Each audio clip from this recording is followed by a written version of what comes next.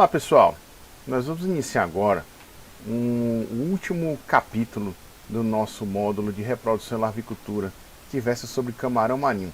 Mais especificamente, nós vamos focar na espécie mais produzida no Brasil, que é o camarão marinho Lithopineus vanamei, ok? Espero que vocês gostem e novamente eu vou dizer, todas as informações do módulo 1 que nós vimos, na verdade a primeira parte desse nosso módulo, que foi biologia reprodutiva, também vão ser utilizadas nesse momento.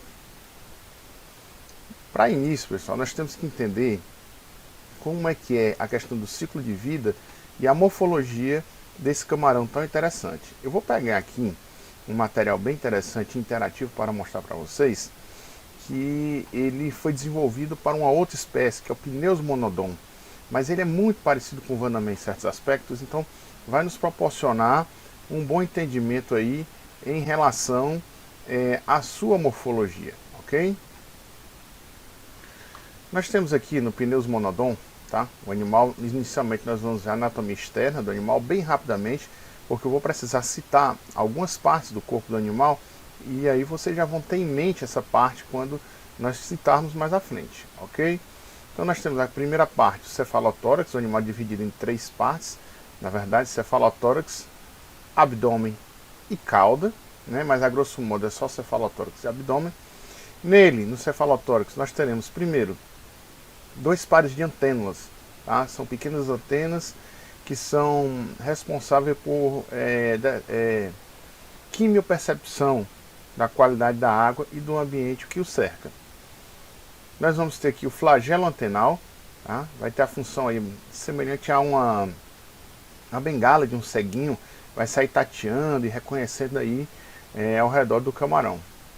Nós temos a questão de dois olhos compostos, e ele vai ser bem importante quando nós formos citar a questão dos hormônios que envolvem a reprodução e a muda do camarão. Carapaça, que recobre não apenas o cefalotórax, mas também toda a região do seu abdômen. Um rostro, essa estrutura pontiaguda, o pessoal às vezes chama de tromba do camarão. Não é tromba, pessoal, é rosto mesmo. E qual é a função dele?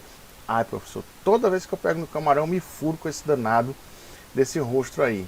É para isso mesmo? Basicamente uma estrutura de defesa do camarão. E nós vamos ter as patinhas, né, como o pessoal gosta de falar, que são esses apêndices aqui, que são 5 par de periópodos. Lembrando que nós estamos conversando sobre um animal que é decápoda, ou seja, possui 10 apêndices, ok? Então nós temos 5 pares dando 10 apêndices aqui do animal, tá? No vanamei, nós vamos perceber que é bem interessante porque do início aqui da divisão do abdômen para o cefalotórax, nós vamos ver que os dois primeiros pares de periópodos, eles são em formas de agulha, e eles vão ter a função basicamente de, além de uma certa locomoção, de sustentação do camarão. Então percebam o camarão, próxima vez que olharem no aquário, que ele vai ficar sustentado, paradinho, nesses dois pares de periópodos. E os outros 3 pares, eles são são quelados, eles têm pinças e vão auxiliar na manipulação do alimento, tá certo? Que vai ser pressionado junto ao aparato bucal do animal. Em seguida nós temos o abdômen, e é bom a gente ressaltar que ele é um animal 6 segmentado, então ele tem 6 somitos. 1, 2, 3, 4, 5, 6. Tá? Nós vemos aí os somitos. E nós vamos ter as outras patinhas, como o pessoal gosta de falar também, que são os pleópodos. Tá? Pleópodos, pessoal, nada mais servem do que para a natação do animal. Tá bom? Por último, nós temos a cauda, que ela é subdividida em 2 partes, urópodos e telso, tá? E o telso aqui também nós temos uma parte pontiaguda desse telso, que ele é também utilizado para a defesa do camarão. Essa é a anatomia externa. Nós vamos ver também a anatomia interna para saber onde ficam os órgãos do camarão. Então, pessoal, na anatomia interna do camarão, nós podemos verificar primeiro o sistema digestório, iniciando da boca, tá? Seguindo até o ânus. Nós temos a questão da região oral, estômago, tá? E a parte do intestino. Nós vamos ver sacos pilóricos, né? O hepatopâncreas, que é essa glândula bem desenvolvida que fica no cefalotórax do camarão. Muitos às vezes até confundem com o coração, mas não é, fica bem na parte de cima, que nós conseguimos inclusive ver com muita facilidade. É uma glândula responsável por armazenamento de lipídios, mas também responsável pela produção de enzimas digestivos aí para o camarão. Mas eu não vou entrar nesses detalhes da fisiologia digestiva, porque não nos cabe, tá? Sistema circulatório do camarão, e reparem que perto do olho nós temos uma certa vascularização, e a gente vai já entender por quê. Coração do animal, órgãos reprodutivos, tá? Nós temos aí os ovários, no caso da fêmea. Percebam que o ovário ele se estende inclusive para a região do cefalotórax do camarão. E os órgãos reprodutivos do macho, que são os testículos. Reparem que ele vai estar na base do primeiro par de pleópodos, aí uma certa estrutura que nós vamos falar mais à frente, tá? Sistema nervoso, as brânquias do camarão, sistema hematopoético, a glândula antenal, que vai ter uma função boa aí, que a gente vai discutir também mais na frente, e a questão dos órgãos linfóides aí do nosso camarão. Então, basicamente, pessoal, eu queria que vocês lembrassem aqui onde estão os ovários da fêmea e onde estão os testículos do macho, para mais na frente conseguirmos ter um melhor entendimento de como é realizado a reprodução desse camarão. Então, pessoal, uma vez que nós entendemos aí como é a morfologia do camarão, nós vamos continuar a conversar sobre o seu ciclo de vida. Tá? Então, ele é um animal que vai fazer seu acasalamento em mar aberto, a profundidades de até 72 metros. Tá? Os ovos eles são liberados durante o período noturno, buscando aí uma redução da ação dos predadores, como nós já vimos anteriormente, devido ao grande valor nutricional que são os ovos produzidos pelos organismos aquáticos. Como é que se dá esse processo? A fecundação ela vai ser externa. Então o que é que acontece? Os ovos eles vão sendo fecundados no momento em que a fêmea vai desovando, ou seja, que ela vai liberando na água os seus óvulos. Tá? Ela vai fazer uma natação acelerada, facilitando o contato dos óvulos com o espermatozoide. E de onde vem esse espermatozoide? A fêmea já copulou e ela guardou numa região chamada de télico, tá? Uma bolsa espermática chamada espermatófora. E ela vem com uma das suas unhas dos seus pleópodos, perdão, do seu periópodo, vai rasgar essa bolsa espermática. Quando entra em contato com a água, o espermatozoide se ativa e aí a fêmea começa o processo de desova.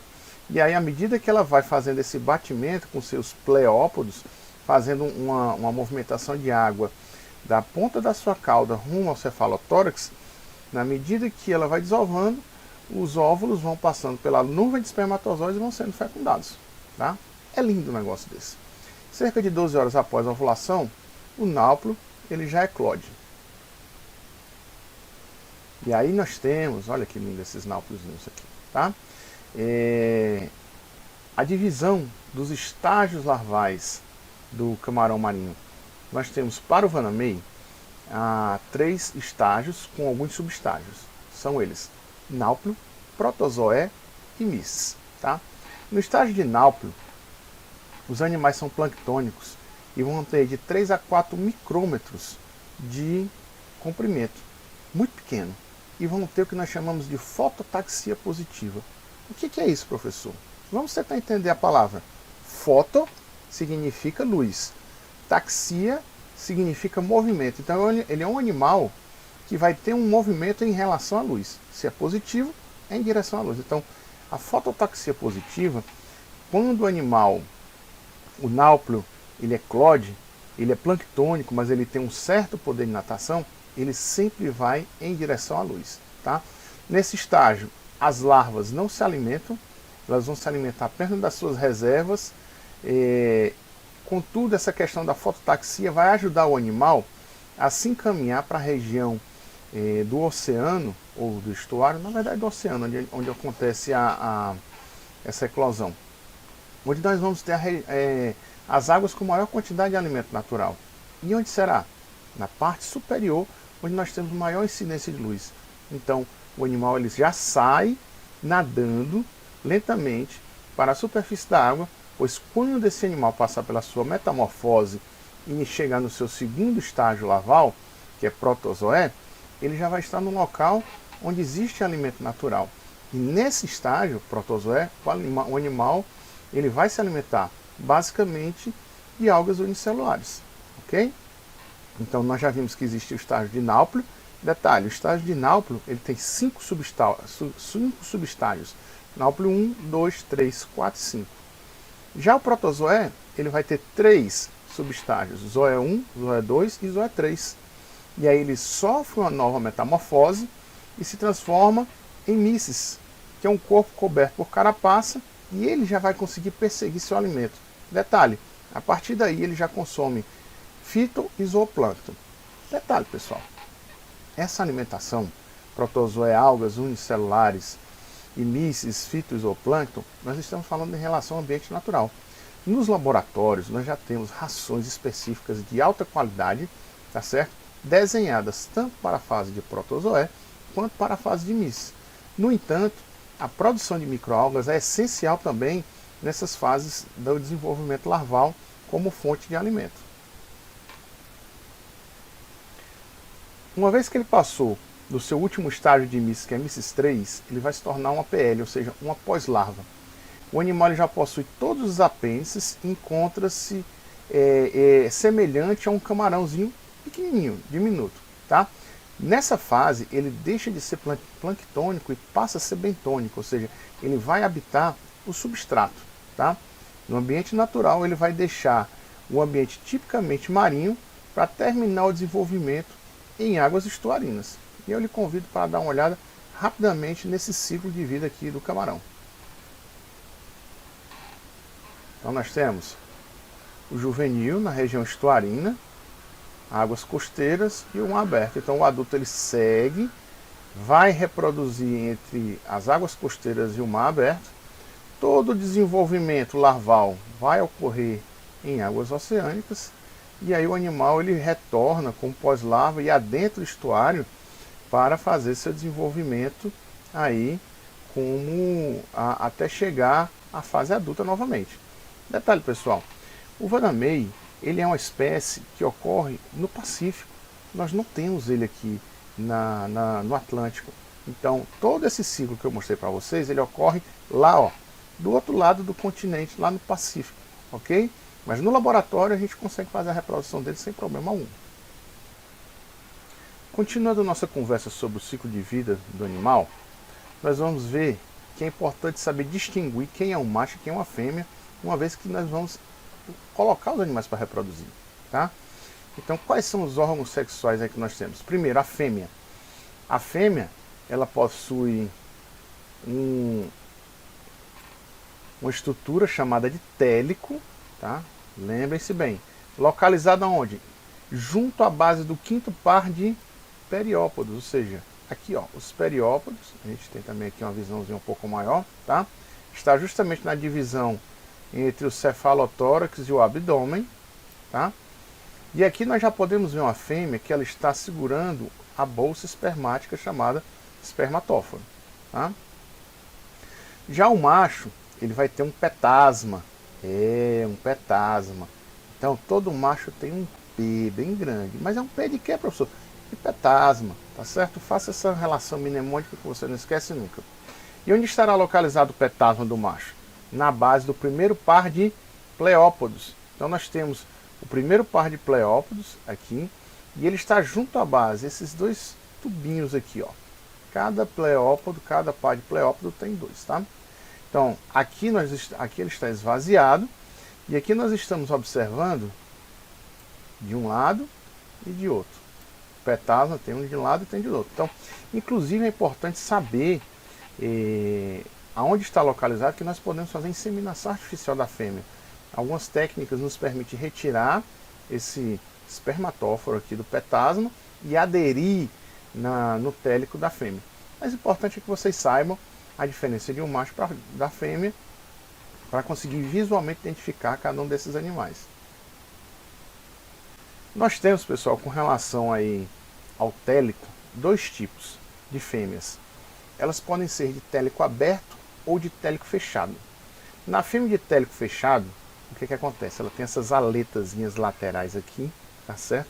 Que vão se fechar e vão receber o espermatóforo. Então o que acontece? A cópula ela ocorre logo após a equidise. Equidise é um nome bonito para a muda do camarão, tá? Um nome técnico. Então, logo após a equidise, vai ocorrer a cópula com a fêmea. Por quê? O novo esqueleto ele ainda não está completamente consolidado. A fêmea muda, está absorvendo carbonato de cálcio do ambiente, está fazendo enrijecimento da sua carapaça, e aí ela ainda está molinha. Então o que acontece? Ao ocorrer um endurecimento do exoesqueleto, o espermatóforo fica protegido e pode ser utilizado em mais de uma desova. Então, a fêmea muda, logo depois, no período intermuda, né? Perdão, no período pós-muda, que ela está ainda com o exoesqueleto dela ainda em consolidação, ocorre a cópula, o macho passa o espermatóforo para ela, e aí quando ela vai enrijecendo a carapaça, ela vai pegando o seu espermatóforo, como se fosse essa caneta, e vai abraçar aqui dentro do seu télico, ficando ele protegido, tá? Importante dizer que ao ocorrer uma nova muda, o espermatóforo ele vai ser perdido, sendo necessária uma nova cópula para uma desova posterior. Dois exemplos aí pra gente. Na verdade, o exemplo mais marcante é o Pineus monodon, que é o Tiger Shrimp, esse exemplar aqui, tá certo? Que não é cultivado aqui no Brasil, nós não temos também, ele é da região da Ásia, mas ele é um exemplo aí de animal de télico fechado. Já para o animal de télico aberto, nós vamos ter como exemplo quem? A nossa fêmea de Lithopineus vanamei, tá? Então é importante a gente conhecer porque é o nosso camarão, nosso vírgula, né? Porque também nós trouxemos de fora esse camarão. Mas é o que nós temos cultivado atualmente no Brasil. Então nós temos que a cópula ela ocorre quando as fêmeas estão no período de pós-muda, ou seja, já estão com a carapaça enrijecida. Então a carapaça da fêmea ela precisa estar consolidada para que o espermatóforo não se perca. A cópula, no entanto, ela vai ser realizada apenas algumas horas antes da ovulação. Imagine aí que eu estou com o meu espermatóforo, não estou com ele fechado, ele simplesmente está aderido ao meu télico. E se eu demorar demais com esse espermatóforo aí, pode ser que ele caia. Então, uma das estratégias aí desenvolvida pelo animal, né, ou seja, uma tática reprodutiva, é o que? Somente copular próximo do período de desova.